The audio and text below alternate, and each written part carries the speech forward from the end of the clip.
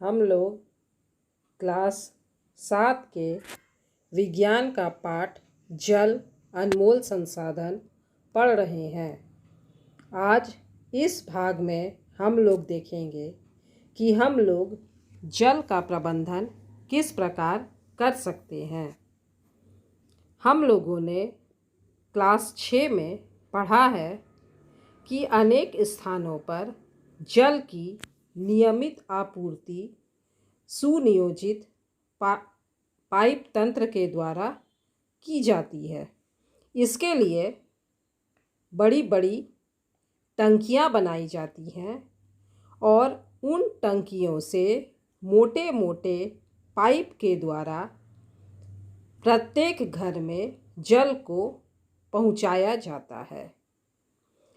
जैसा कि चित्र में तुम लोग देख रहे हो, इसी बड़ी बड़ी पानी की टंकियाँ बनाई जाती हैं और फिर इस तरह की मोटी मोटी पाइप लाइनों के द्वारा प्रत्येक घरों में पानी को पहुंचाया जाता है। यहाँ चित्र में देखो किस तरह से सार्वजनिक नल पर पानी पीकर बच्चा अपनी प्यास बुझा रहा है। इन सार्वजनिक नलों पर पानी आने का समय निश्चित होता है और उसी समय पर लोग बड़े बड़े बर्तनों में पानी भरकर अपनी दिन भर की ज़रूरतों के लिए रख लेते हैं। लेकिन कभी कभी पाइप में छेद हो जाता है और उस छिद्र से बड़ी मात्रा में जल रिस करके बेकार हो जाता है। यहाँ पर देखो चित्र में किस तरह से पानी की पाइप में छेद है और उस छेद से पानी बह करके निकल रहा है और बर्बाद हो रहा है। अतः यह हर नागरिक का कर्तव्य है कि बहुमूल्य जल को किसी भी प्रकार से व्यर्थ होने से रोका जाए। हम सभी जानबूझकर या अनजाने में जब हम मंजन करते हैं तो नल को खुला छोड़ देते हैं, जिससे कि पानी बहता रहता है और व्यर्थ हो जाता है। इसी तरह जब हम दाढ़ी बनाते हैं तो भी हम नल खुला छोड़ देते हैं। यहाँ चित्र में देखो किस तरह से ब्रश करते समय नल को खुला छोड़ दिया गया है, जिससे कि पानी बहकर बर्बाद हो रहा है। इसी तरह पौधों को पानी देते समय भी किस तरह से पानी की बर्बादी की जा रही है, यह तुम लोग चित्र में देख रहे हो। नहाने में भी हम बहुत अधिक मात्रा में जल बर्बाद करते हैं। यहाँ चित्र में देखो किस तरह से पाइप से पानी डालकर मूर्ति को नहलाया जा रहा है। इस तरह से कितने अधिक पानी की बर्बादी होती है। इसी तरह जब हम कार धोते हैं या अन्य क्रियाकलाप करते हैं तो उसमें भी हम बहुत अधिक जल बर्बाद करते हैं। यहाँ चित्र में भी देखो वह व्यक्ति पाइप लगा करके अपनी कार को धो रहा है और किस तरह से ढेर सारा जल बर्बाद कर रहा है। हम लोगों ने देखा है कि हमें जल वर्षा के रूप में प्राप्त होता है। जब वर्षा होती है तो वर्षा का अधिकांश पानी बेकार बह जाता है। हम उस वर्षा जल को संरक्षित नहीं करते हैं, जमा करके नहीं रखते हैं और उसे बह करके बर्बाद होने देते हैं। लेकिन उस वर्षा जल का उपयोग भौम जल स्तर की पुनः पूर्ति करने के लिए किया जा सकता है। वर्षा जल का उपयोग भौम जल की पुनः पूर्ति के लिए करने को जल संग्रहण अथवा वर्षा जल संग्रहण कहते हैं। इसे तुम लोग आगे के चित्रों में देखोगे कि किस तरह से हम वर्षा के पानी को संग्रहित कर सकते हैं। यहाँ चित्र में देखो, भूमिगत टंकी बनाई गई है और वर्षा का पानी जो छत पर गिर रहा है वह पाइप से होते हुए उस भूमिगत टंकी में जा कर के जमा हो रहा है। यहाँ भी चित्र में तुम लोग देख पा रहे हो कि किस तरह से छत पर गिरते हुए वर्षा के पानी को पाइपों के द्वारा ला करके टंकियों में जमा किया जा रहा है और यही टंकियों में जमा पानी धीरे धीरे रिस करके ज़मीन में चला जाता है और हमारे भौम जल स्तर को ऊंचा कर देता है। यहाँ चित्र में भी तुम लोग देख रहे हो कि किस तरह से जब वर्षा जल संग्रहण की तकनीक को काम में प्रयोग में नहीं लाया गया था तो भौम जल स्तर नीचा हो गया था, लेकिन जब वर्षा जल संग्रहण की तकनीक को अपनाया गया तो धीरे धीरे करके भौम जल स्तर में भी अच्छी खासी वृद्धि हो गई। पिछले कुछ वर्षों में देश के साथ झारखंड में भी वर्षा कम हो रही है। तुम लोग देखते ही हो कि गर्मी के दिनों में कुएं सूख जाते हैं, चापाकलों में भी पानी आना बंद हो जाता है। इसका कारण है कि शहरीकरण हो रहा है। शहर बढ़ते जा रहे हैं और मकान बनाने के लिए हम लोग पेड़ों को काटते जा रहे हैं। और जैसा कि तुम लोग जानते हो, पेड़ वर्षा कराने में सहायक होते हैं।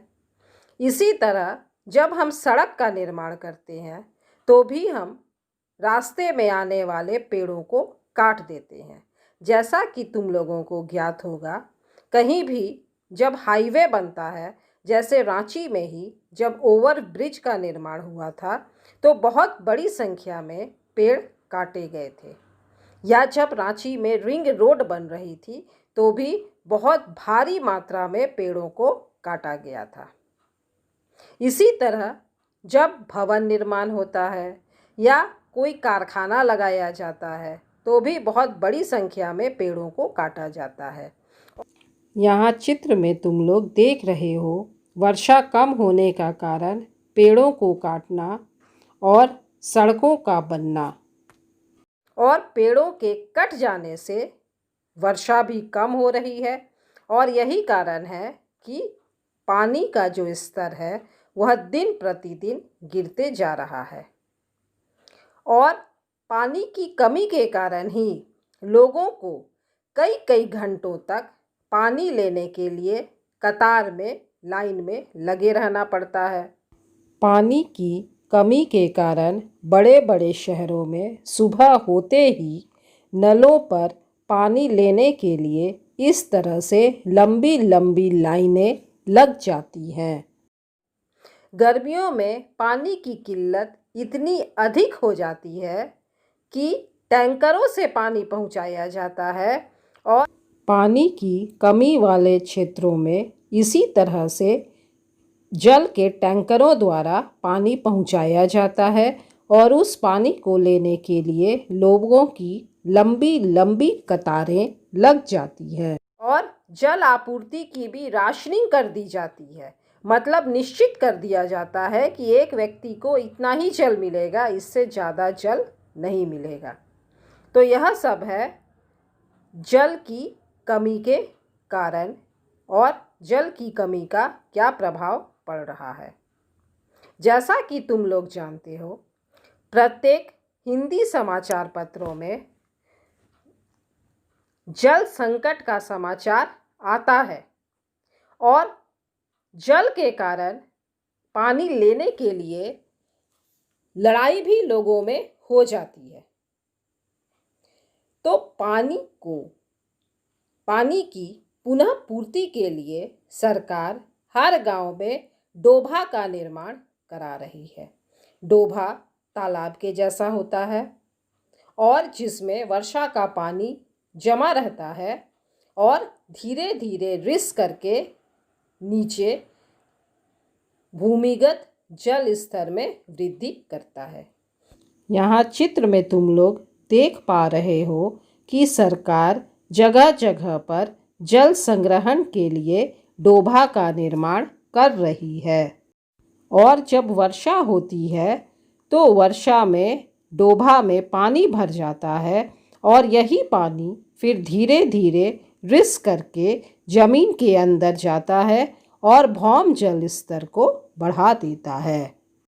इसी तरह जो हमारी नदियाँ थी या जो हमारे तालाब हैं उनमें गाद भर जाती है और उन नदियों और तालाबों से भी गाद की सफाई करवाई गई है, उनमें खुदाई कराई गई है ताकि नदियों और तालाबों में पानी भरा रहे।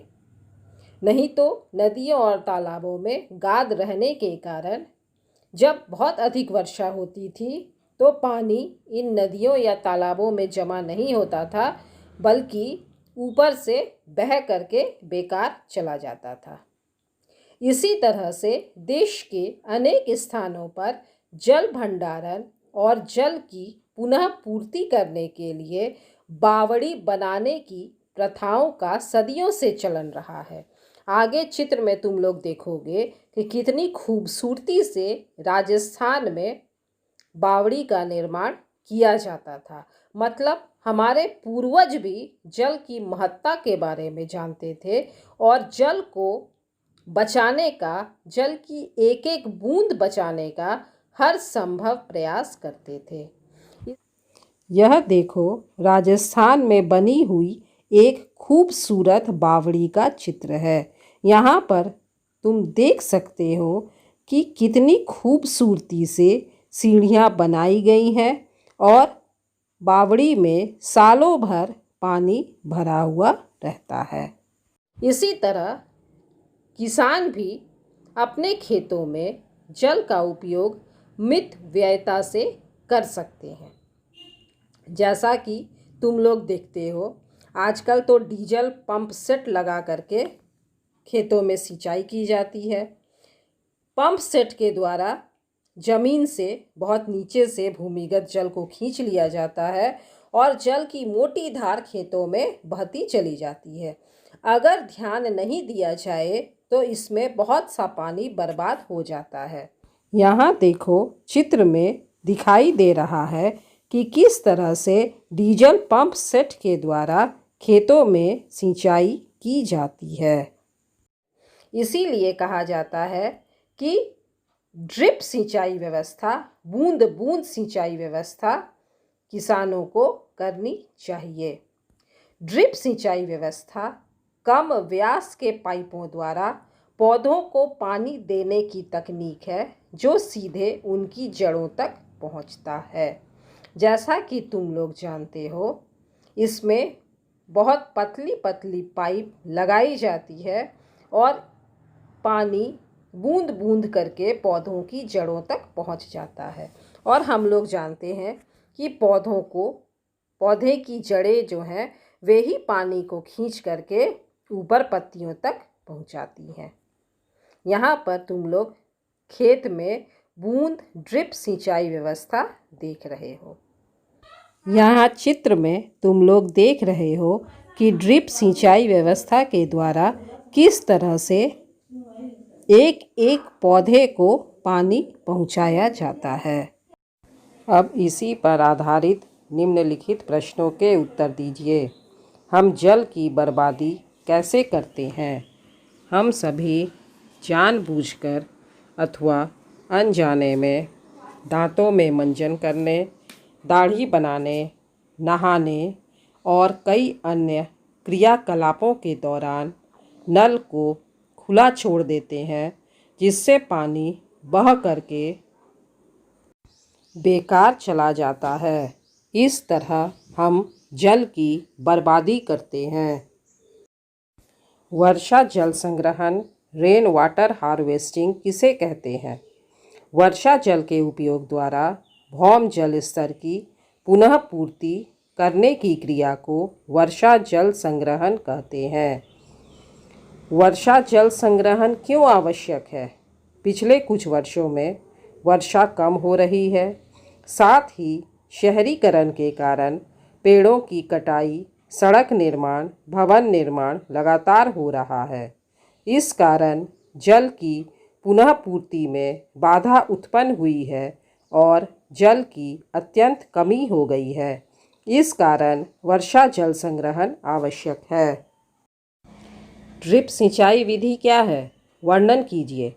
ड्रिप सिंचाई विधि कम व्यास के पाइपों द्वारा पौधों को पानी देने की तकनीक है जो सीधे उनकी जड़ों तक जल पहुंचाता है। जल संरक्षण की विभिन्न विधियां बताइए। डोभा का निर्माण, नदियों तालाबों से गाद की सफाई कर खुदाई करवाना, नदियों नालों पर छोटे छोटे बांध बनाना, जल भंडारण और जल की पुनः पूर्ति करने के लिए बावड़ी बनाना आदि।